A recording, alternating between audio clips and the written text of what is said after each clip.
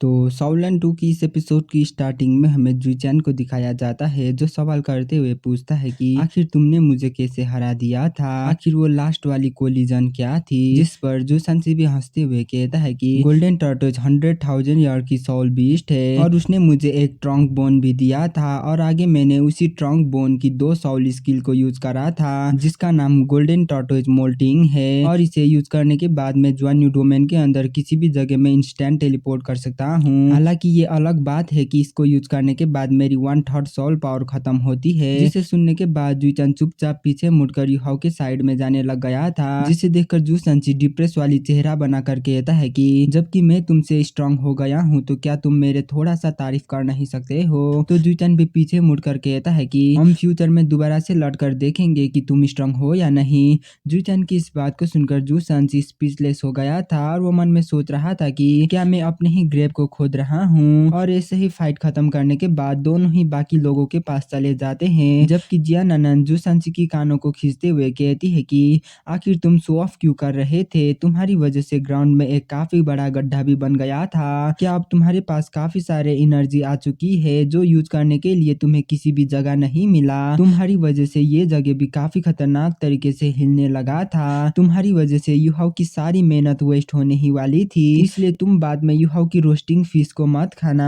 जिसे सुनकर जुसांची खांसते हुए कहता है कि मैंने भी ये तो जानबूझकर ऐसा नहीं करा था और ना ही मेरा ऐसा करने की कोई इंटेंशन था। फिर युहाओ भी जियांग ननन की बातों में हाँ करते हुए कहता है कि मैं भी फोर्थ सीनियर सिस्टर की ओपिनियन में एग्री करता हूँ। थर्ड सीनियर ब्रदर आपको भूखा ही रहना पड़ेगा क्योंकि आपकी वजह से बॉन फायर पूरी तरीके से बिखर गया है और फिश सूप भी दोबारा से रिवॉल्व करना पड़ेगा। युहाओ की इस बात को सुनकर जुसांची चापुलसी वाले हंसी हंसते हुए कहता है कि क्या मैंने लिटिल जूनियर ब्रदर के कुक के लिए काफी लंबे टाइम वेट नहीं करा था। आखिर ये कैसे हो सकता है कि मैं लिटिल जूनियर ब्रदर की कुकिंग को टेस्ट ना करूं। अब चलो भी इस बात को यहीं पे छोड़ो, सभी लोग थोड़ा सा दूर हो जाओ, मैं ही इस बारे में कुछ करता हूँ। इतना कहने के साथ ही वो युहाओ को मदद करने लगता है जबकि इस तरफ तांग उटंग सभी लोगों को ऐसे हंसी मजाक करता देख उन्हीं लोगों को देखते ही रह जाती है और उन लोगों को इतना खुश देखकर वो थोड़ा सा हैरान भी हो गई थी। वैसे तो उसे भी ये तो अच्छी तरीके से पता था कि वो अभी भी उन लोगों के साथ अच्छी तरीके से दोस्ती कर नहीं पाई है लेकिन फिर भी उसको ये एटमॉस्फेयर काफी ज्यादा ही पसंद आ गया था।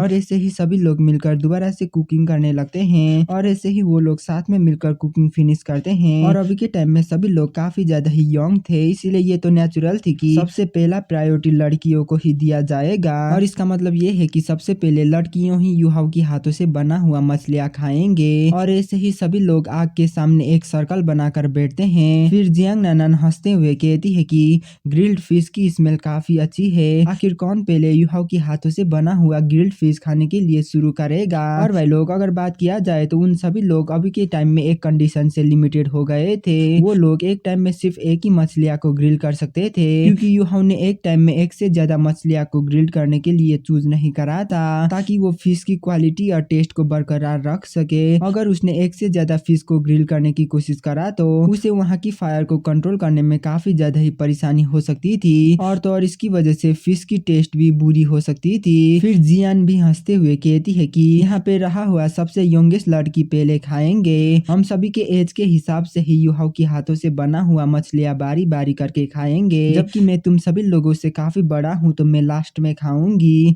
जियान की इस बात को सुनकर जियांग नानान भी मान जाती है और वो कहती है कि तो फिर ठीक है, मैं अभी 20 साल और 4 महीने की हो गई हूँ, अब तुम सभी लोग भी अपने अपने उम्र को बताओ। इतना कहने के साथ ही जियांग नानान तांग उटांग ये गुई और कुई कुई को देखती है। फिर ये गुई भी थोड़ा सा डिप्रेस होकर कहती है कि मैं ऑलरेडी 22 साल की हो चुकी हूँ। ये गुई की इस बात को सुनकर कुई कुई की आंखें चमक जाती है और वो खुश होते हुए कहती है कि मैं सिर्फ 20 साल और 3 महीने की हूँ सिस्टर जियांग नानान, मैं आपसे भी छोटी हूँ। जिसे सुनकर जियांग नानान हंसते हुए तांग उटांग को देखती है और वो तांग उटांग को भी पूछती है कि उटांग आखिर तुम्हारा एज क्या है। जिसे सुनकर तांग उटांग कहती है कि तुम सभी लोग पहले खा सकती हो, मैं लास्ट में खाऊंगी। जिसे सुनकर जियांग नानान हंसते हुए कहती है कि नहीं नहीं, हम ऐसा बिल्कुल भी कर नहीं सकते हैं, हमने इसके ऊपर एग्री करा था कि सबसे छोटी लड़कियां ही पहले युहाओ के हाथों से बना हुआ फिश को टेस्ट करेंगे। इसीलिए तांग उटांग जल्दी से बताओ कि तुम कितने साल की हो। और भाई लोग अभी के टाइम में जी जुचैन एक साइड में बिना आवाज करे चुपचाप बैठा हुआ था जबकि इस तरफ जुसांची सभी लड़कियों को कुछ मीनिंग से घूरते ही जा रहा था।